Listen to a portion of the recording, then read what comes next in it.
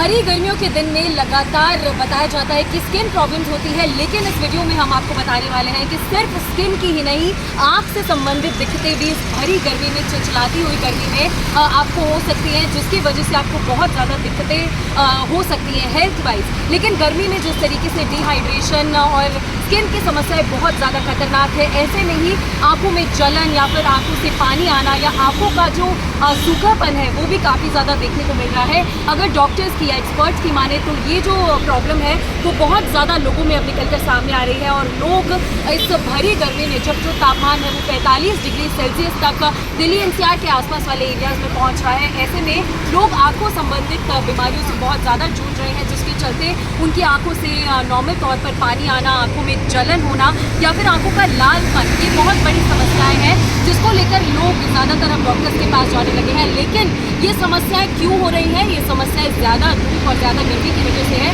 क्योंकि जो सूरज की किरणें हैं वो लगातार आपकी आंखों में जब पड़ती हैं तो आपकी आंखों में एक जलन इस तरीके की महसूस होती है, जिसकी वजह से आँख लाल होने लगती है या फिर आँखों में एलर्जी होने लगती है। तो डॉक्टर्स का कहना है कि इस गर्मी में स्किन केयर के साथ साथ आपको आँखों का भी ध्यान रखना चाहिए और कुछ टिप्स एक्सपर्ट्स की तरफ से बताई गई हैं, जिस तरीके से अगर आप घर से बाहर निकलते हैं तो आप सन ग्लासेस पहन सकते हैं या फिर लगातार अपनी आंखों को पानी से धो सकते हैं। और जिस तरीके से आप लोग